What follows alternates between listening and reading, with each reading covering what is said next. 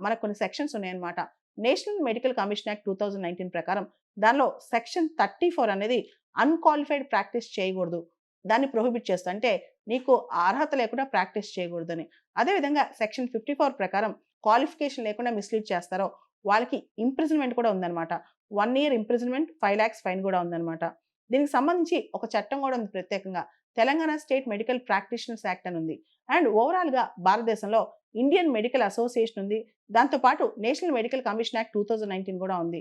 And వీటన్నిటితో పాటు తెలంగాణ రాష్ట్రంలో ప్రత్యేకంగా తెలంగాణ మెడికల్ కౌన్సిల్ కూడా ఉందన్నమాట. ఈ మధ్య అనేక ప్రాంతాల్లో ఫేక్ క్లినిక్స్ కావచ్చు, ఫేక్ డాక్టర్స్ కావచ్చు, లేదా ఒరిజినల్‌గా సర్టిఫికేట్ లేకపోయినా సర్టిఫికేట్ ఉందని చూపించుకోవచ్చు.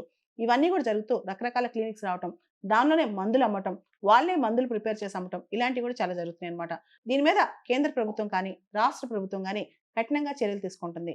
ఈ పరంగానే రీసెంట్‌గా తెలంగాణ స్టేట్‌లో రకరకాల ఫేక్ డాక్టర్స్ మీద కేవలం 4 జిల్లాల్లోనే రైట్స్ అయ్యాయి. ఈ ఫేక్ డాక్టర్స్, ఫేక్ సర్టిఫికేట్ ఉన్న డాక్టర్స్ వీళ్ళ మీద తెలంగాణలో ఇంకా రైట్స్ అయ్యే ఆస్కారం కూడా కనిపిస్తుంది. మొత్తానికి ఇప్పటికైతే 500 కేసులు రిజిస్టర్ అయ్యాయంట.